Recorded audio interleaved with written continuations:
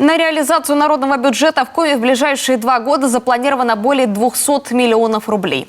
Этот проект в России признан лучшим в области решения проблем на местном уровне. Напомним, в республике он реализуется с 2016 года. В рамках проекта разрабатываются 13 направлений в сфере малого предпринимательства, культуры, благоустройства, спорта, образования, занятости населения. Итоги народного бюджета сегодня подвели депутаты Госсовета на заседании Президиума парламента.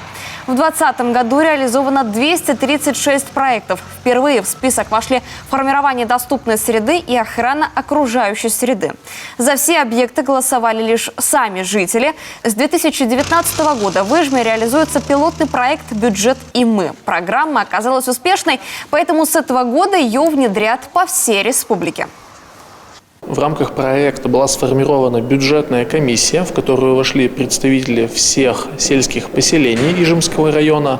Они составили бюджетную комиссию. Их роль – это осуществить отбор проектов на муниципальном уровне для дальнейшего участия на уровне региона. Члены бюджетной комиссии в течение года обучались проектной деятельности, командообразованию, профессиональному общению, с тем, чтобы в дальнейшем именно, так сказать, грамотно подойти к оценке проектов, при том, что они сами многие проекты и выдвигали.